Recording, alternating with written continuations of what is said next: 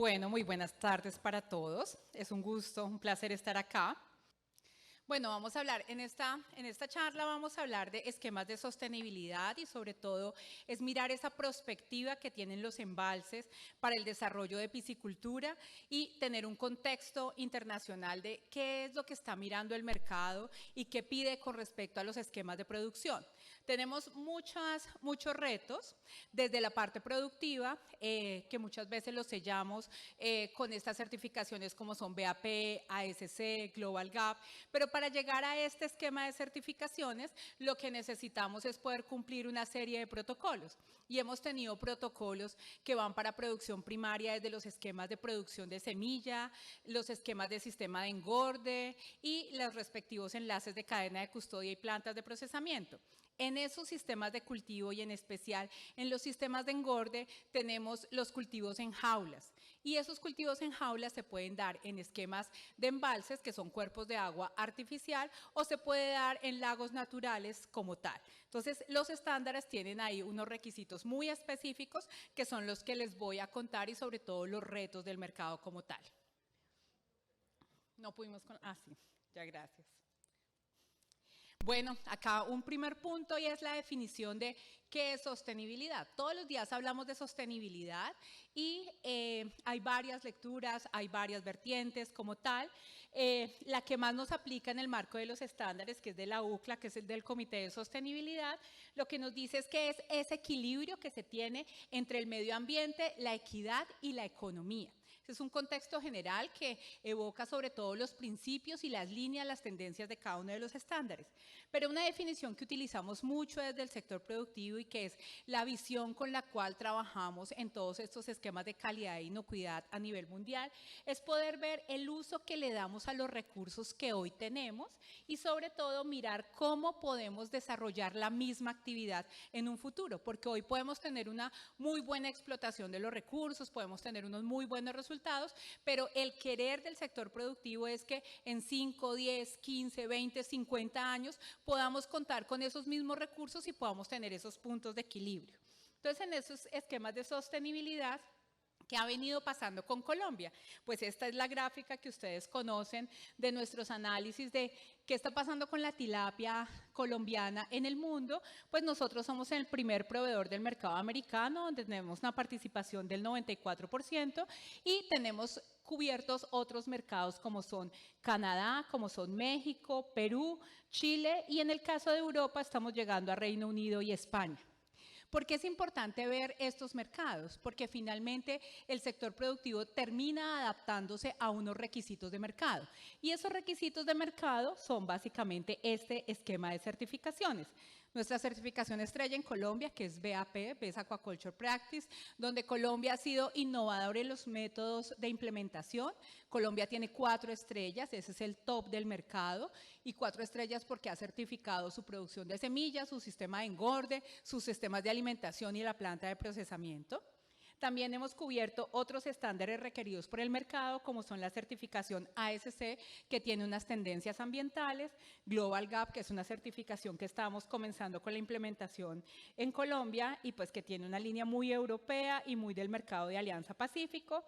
En temas de plantas BRC, FSC 22000 son retos que hemos asumido y que viene articulando la producción primaria. Y en esquemas sociales, Fairtrade, Esmeta y Fairtrade, pues teniendo la primera certificación para tilapia a nivel mundial y el primer reporte de salario digno, que son esquemas sociales. ¿Por qué les referencio estos estándares y más hablando de sostenibilidad? Porque nosotros nos movemos en esas tendencias de acuerdo al mercado. Si el mercado nos pide X certificación, tenemos que entenderla, describir la metodología de implementación para Colombia y sobre todo pues llevarlo a la práctica y en la implementación.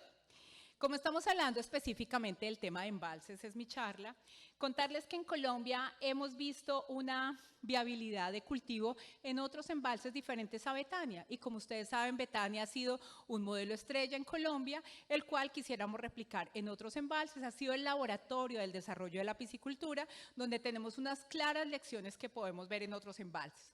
Colombia ha visto la viabilidad en 3 embalses. En Colombia hay un mapeo de 208 embalses que, de acuerdo al análisis que se hicieron de las licencias ambientales para cada uno de los embalses, podemos ver un segundo uso en esos embalses para el desarrollo de la piscicultura, y son estos 13 que están acá listados.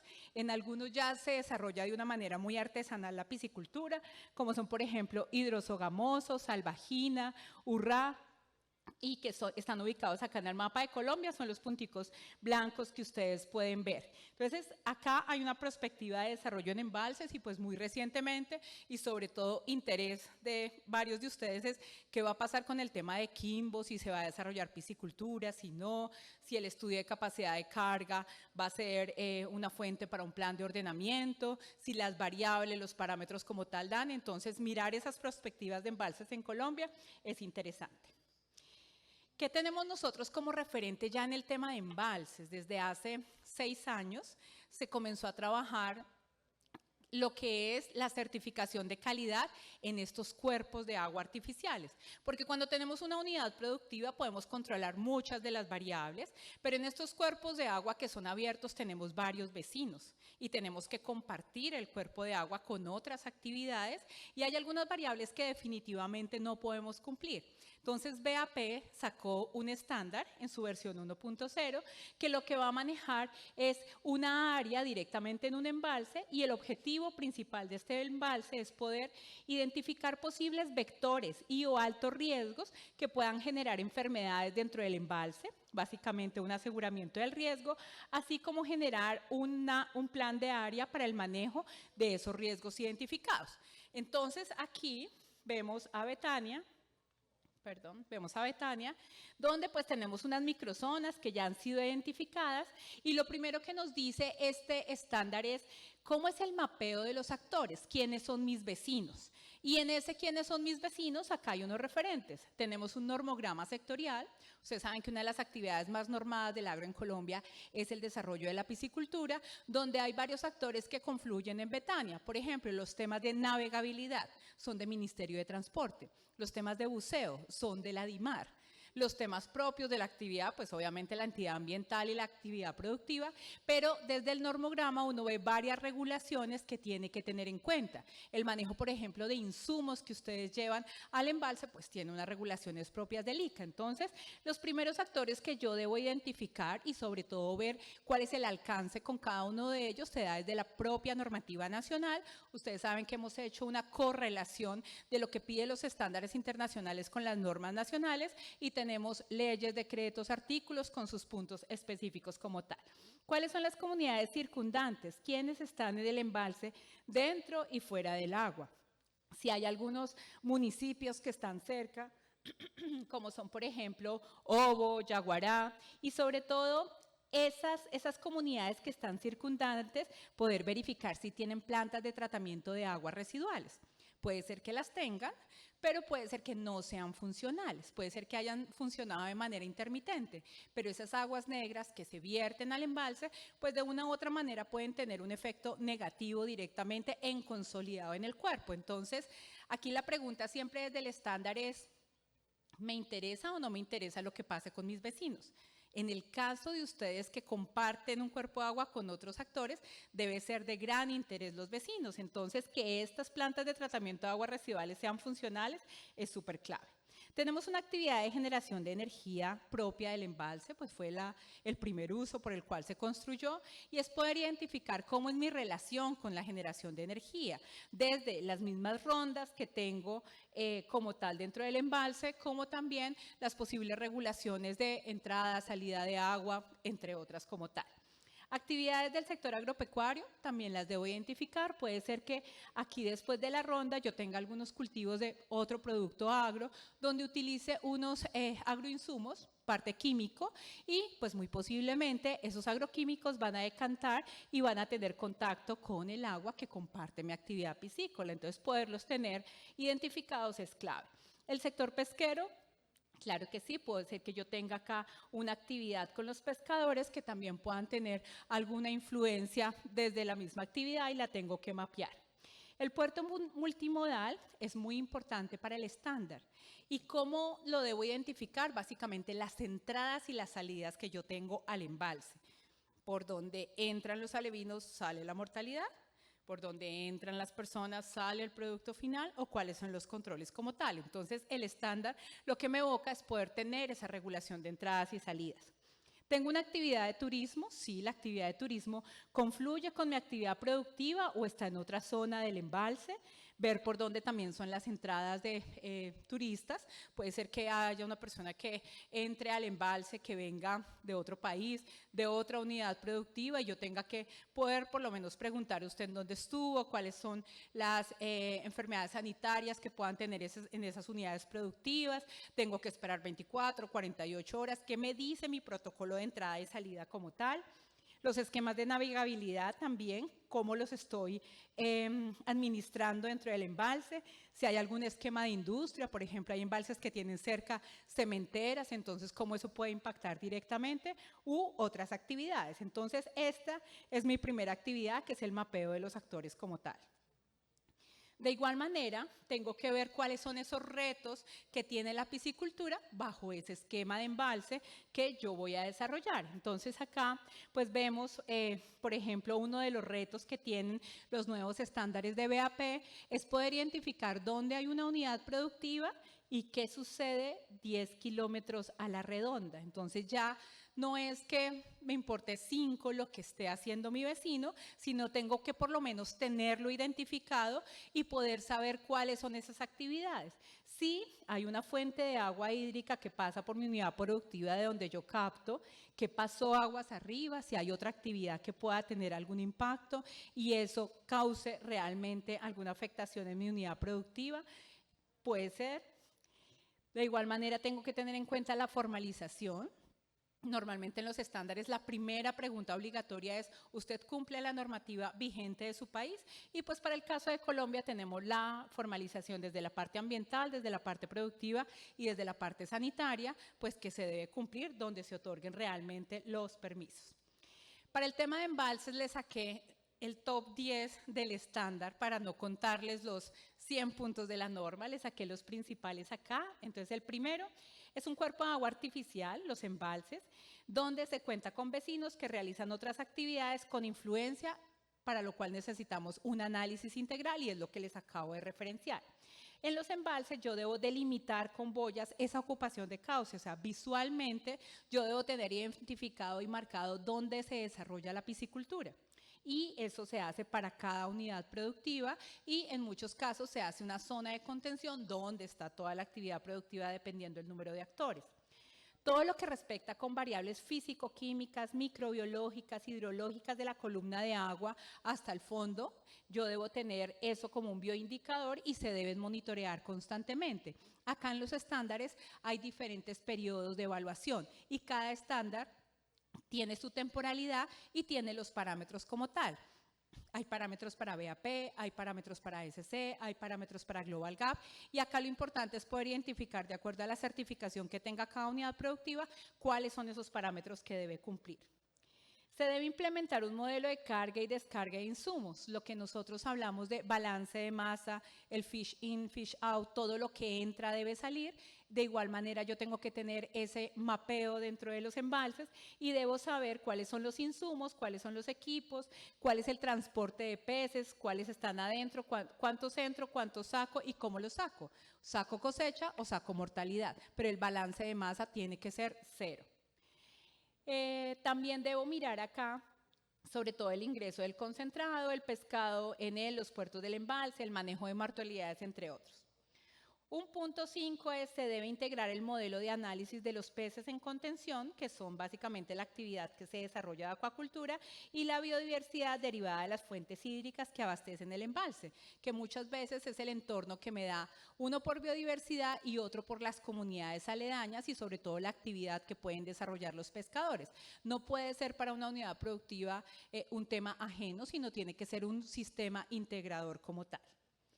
El sexto punto es el monitoreo de diagnóstico sanitario se debe realizar todo el tiempo y correlacionar con las variables productivas y no productivas del embalse. Esta mañana veíamos la charla de la doctora Paola Barato, la importancia que es el monitoreo de las diferentes enfermedades que se tienen ya mapeadas, cómo se tienen los métodos de diagnóstico, temporalidades, cuáles son los síntomas de alerta como para estar muy pendiente. Es un tema que no puedo decir es que en mi unidad nunca tengo un problema sanitario, no. Para poder afirmar eso yo tengo que tener el respectivo monitoreo de diagnóstico sanitario.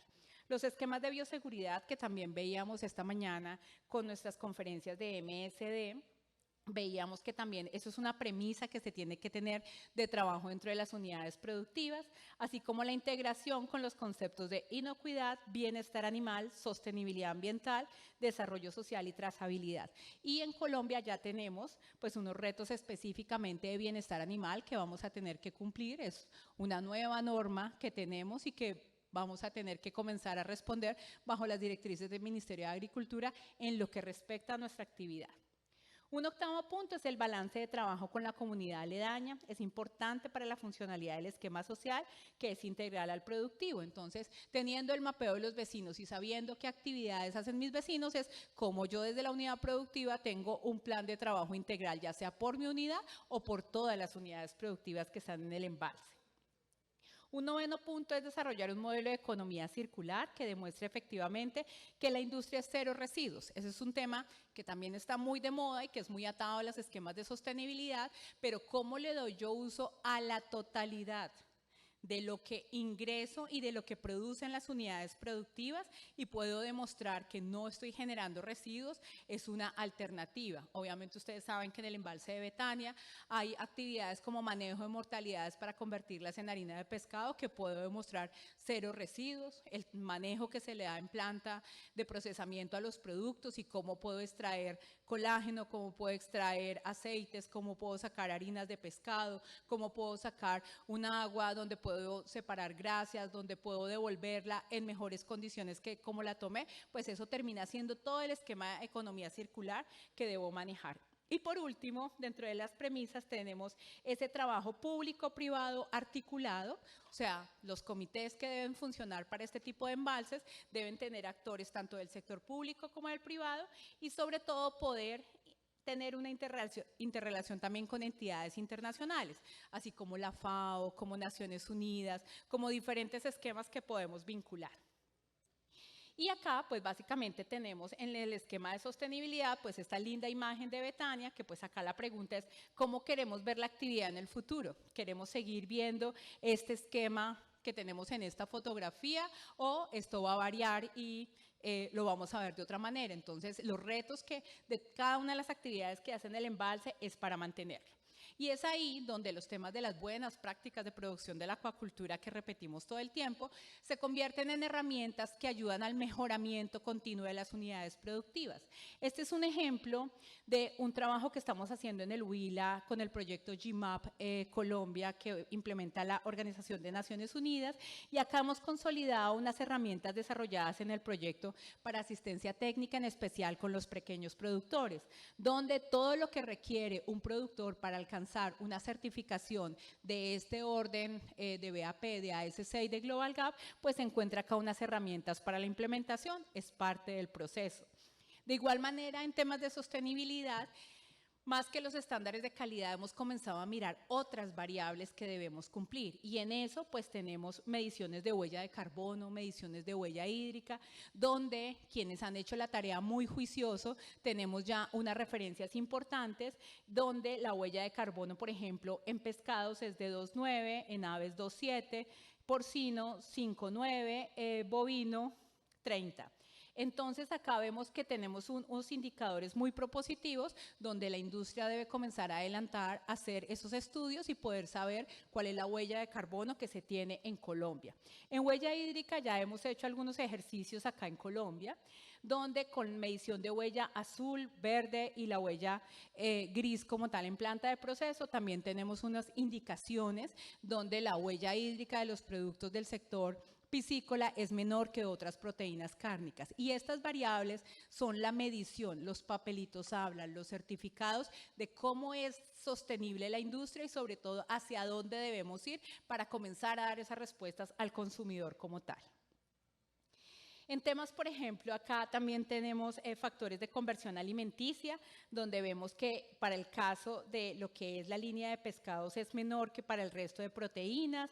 Acá pues mediciones de huella hídrica como tal. Estos son algunos ejemplos de lo que debe comenzar a hacer la industria para comenzar a tener esas variables de referencia, no solamente para darle gusto al consumidor, sino para poder dar respuesta a cómo está manejando todo el entorno de la actividad y ver que estos puntos de referencia que a nivel mundial son los mismos o similares a lo que desarrollamos en Colombia.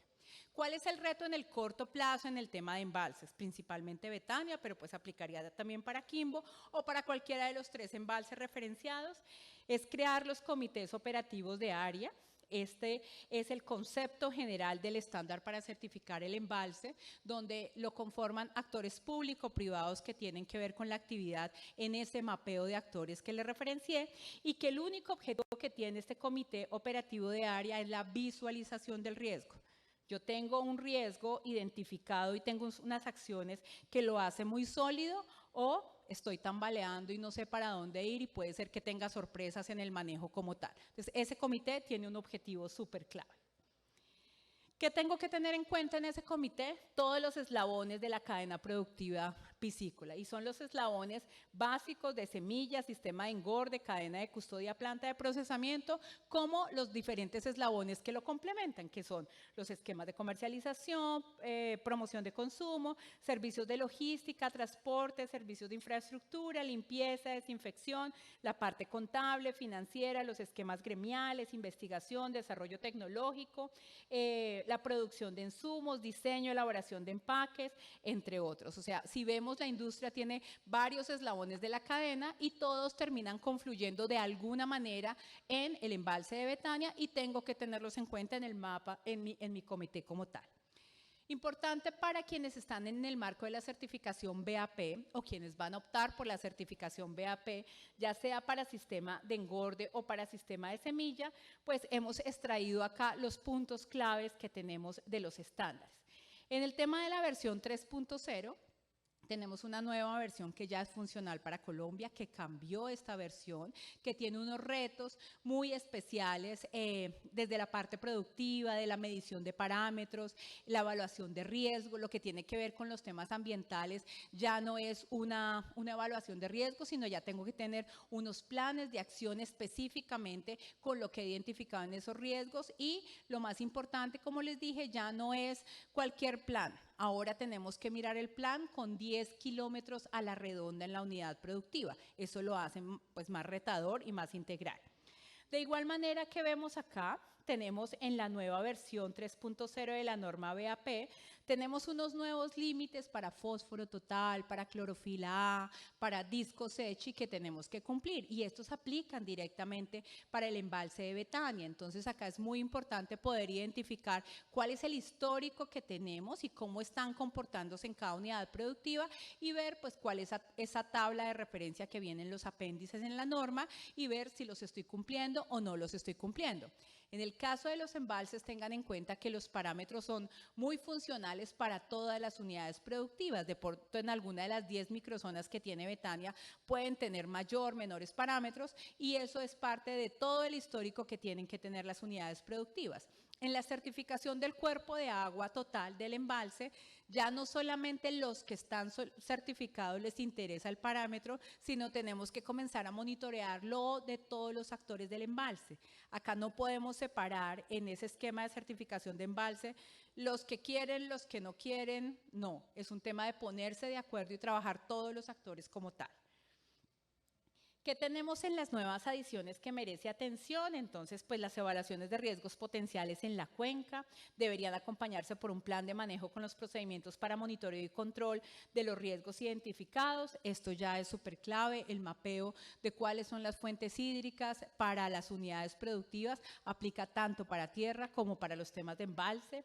Mirar los esquemas de salud, bienestar animal y bioseguridad, de acuerdo pues dónde están situadas las granjas y mirar pues esa correlación que les digo de los 10 kilómetros a la redonda como tal, donde comparten pues el mismo cuerpo de agua superficial, pues deberán iniciar y participar un plan de gestión de área, que es el reto que tenemos en los embalses como tal, para coordinar esas medidas de bioseguridad. Es un plan que se construye conjuntamente.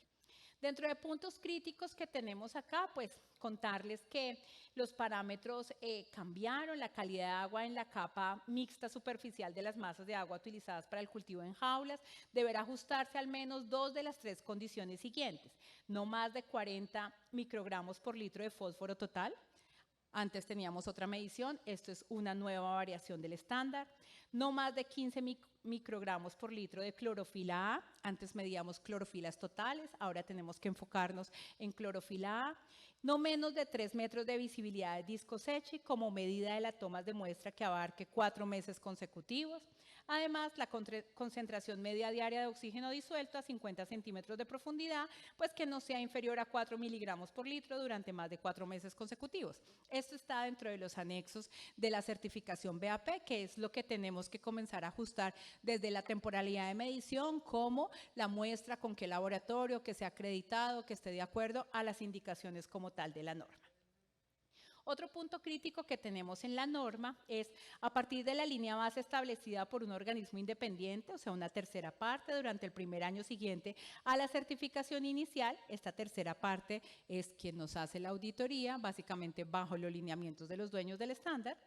Cualquier aumento en las concentraciones promedio anuales de fósforo total o clorofila A o cualquier disminución en la visibilidad promedio 15 anual del disco Secchi no debe exceder el 25%. Entonces, para la nueva versión 3.0 se hacen los primeros reportes y hay que tener mucho cuidado con lo que va a pasar en el proceso de recertificación. Ninguno de los parámetros puede variar un 25%, a no ser que haya una sustentación como tal, pero pues básicamente la premisa que tiene el estándar es evitar la eutroficación en los embalses. Y estos son los primeros datos referentes que tienen, que los han homogenizado para cualquier embalse a nivel mundial. Esto aplica para los embalses de Asia, para Brasil, para México, Honduras, Colombia como tal. Otro punto crítico es el 325, que habla que en las masas de agua con una visibilidad de disco Secchi inferior a 5 metros, las algas verdes azules con efloraciones, los blooms o potencialmente tóxicas u otras algas potencialmente nocivas, no deberán constituir más del 60% de la biomasa de fitoplancton durante periodos de muestreo consecutivos que abarquen los 4 meses. Es identificar cómo están ubicadas las jaulas, si aplica, si no aplica, pues queda excepto como tal. 3.26, en el caso de las jaulas situadas en lagos o embalses, las jaulas deberán colocarse en lugares con una profundidad media del agua superior a 10 metros o al menos el doble de la profundidad de la jaula, lo que sea mayor. Entonces también identificar cómo están ubicadas mis jaulas y cómo se correlacionan esas ubicaciones con los requisitos de la norma como tal. Ya para finalizar, mis conclusiones, 2 diapositivas. Pues primero hay que normar la producción de la acuacultura según la capacidad de carga de los ecosistemas. Y esto tiene que ver mucho con los estudios que hay, la actualización de los mismos estudios, porque todos los esquemas de cambio climático nos pueden evocar a tener unos nuevos retos directamente desde las capacidades de carga y cómo eso se convierte en los planes de ordenamiento pesquero y acuícola, sobre todo para poder tener una claridad de por qué se otorgan las concesiones a los productores, cuál es su modelo productivo, cuántas toneladas les dieron de acuerdo a la capacidad de carga, cuáles principios precautorios se utilizaron o no. Entender el cambio climático como una variable clave para la programación de siembras y cosechas. Hoy hay en los embalses una siembra todos los días, una cosecha todos los días, pero los estudios de capacidad de carga y lo que refiere el estándar es cuáles son las afectaciones que se tienen desde el cambio climático y cuáles son las medidas que tomaron las unidades productivas para adaptarse a ese cambio climático. Disminución de siembras en un periodo de tiempo, cambio de cosecha, entre otras como tal. Generar ambientes de trabajo público-privados para dialogar sobre los retos desde las diferentes aristas temáticas. El trabajo no lo pueden hacer solamente los productores, las entidades público-privadas, de la política pública, la reglamentación que conlleva esa política pública, pues debe haber una articulación. Por eso el plan de área, el comité de ese plan de área que se propone, pues la idea es que asistan los actores público-privados, y acá recomendamos pues también las entidades internacionales que tienen conocimientos que nos pueden ayudar muchísimo. Prospectar siempre la actividad bajo la tendencia del consumidor final más exigente. Yo creo que eso ha sido en gran parte uno de los éxitos de la exportación de tilapia en el departamento del Huila, y es que de manera muy temprana siempre se ha estado explorando en las ferias internacionales qué quiere el consumidor, cómo lo quiere, por qué pide una certificación, por qué tengo que hacer reporte de sostenibilidad bajo GRI, por qué ahora tengo que pensar en los esquemas sociales, por qué hoy es un reporte de salario digno, por qué mañana la auditoría se me convierte en un estándar. Hoy lo que les estoy hablando de mediciones de huella hídrica, muy posiblemente en 1 o 2 años no va a ser una alternativa, va a ser una obligatoriedad de medición. Entonces, poderse adelantar a esas tendencias y a esos análisis que se vienen haciendo en otros países, pues hacerle ese seguimiento es un esquema clave. La calidad es certificable, siempre el consumidor quiere respaldo del buen quehacer de la actividad. Sabemos que hay unidades productivas que dicen yo no necesito el sello, mi producto es el mejor. Desafortunadamente para el posicionamiento en mercado internacional yo necesito la certificación, y para esto pues necesito unos procesos de mejora continua, de implementación, de auditoría de unos pares externos que vayan y me coloquen el sello. Entonces hay que prepararse para tener la certificación. Hoy Colombia, pues el consumidor colombiano no exige estos sellos en los productos. Muy posiblemente en un futuro vayamos con los nuevos millennials a tener esos requisitos, pero aquí la idea también es pensar prospectivamente y prepararnos para qué es lo que nos exige el consumidor. Otro reto muy importante acá como conclusión es la realidad productiva versus la realidad reportada. Y eso es un reto que con todo el cariño se los digo, y es a veces la realidad de las unidades productivas es muy diferente a lo que ajustamos para cumplir o a las entidades nacionales o a los estándares de calidad. Pero cada vez se ha vuelto tan minuciosa la entrega de información, el cruce de información dentro del estándar, que tenemos que ver muy bien cómo estamos realizando la actividad y si lo que estamos reportando realmente es lo que está sucediendo en la unidad productiva, o si debemos comenzar a ajustar algunos procesos al interior para que siempre lo que estamos haciendo a través de las certificaciones de calidad y lo que hacemos en el certificado del embalse de en este caso Betania, o puede ser mañana Quimbo, Hidroso Gamoso, Salvagina, en cualquier embalse, realmente refleje la realidad de la actividad. Y mi última conclusión es la propuesta de un plan de trabajo para Betania. Los retos que se vienen en temas de certificación, y en especial en la certificación BAP y ASC, es no una certificación por unidades productivas, sino poder medir cómo está todo el ecosistema. Y para esto, pues, mi recomendación es, de acuerdo a mi exposición, identificar los actores. ¿Quiénes son los actores? De acuerdo pues al listado que les di, y convocarlos a que sean parte de ese comité operativo del embalse, hacer una evaluación de riesgos muy detallada desde el esquema sanitario, desde el esquema ambiental y desde el esquema de inocuidad. Esta es la evaluación de riesgos que hacemos pues de manera individual en cada una de las unidades productivas. Acá lo que tenemos que vincular en esta evaluación de riesgos es lo que ya tenemos productivo más lo que conlleva mis vecinos, todos mis vecinos, como se los dije. Activar el comité operativo de área. Ya habíamos hecho un primer intento de tener un comité en el embalse de Betania. Acá la idea es poderlo reactivar, poderle dar una funcionalidad para ir detallando muy bien cada uno de los pasos que tendríamos para certificar Betania como una área biosegura. Elaborar un plan de trabajo con indicadores de gestión más temporalidad bajo un esquema público-privado. Ese mismo plan de trabajo de manejo para mitigar o eliminar los riesgos.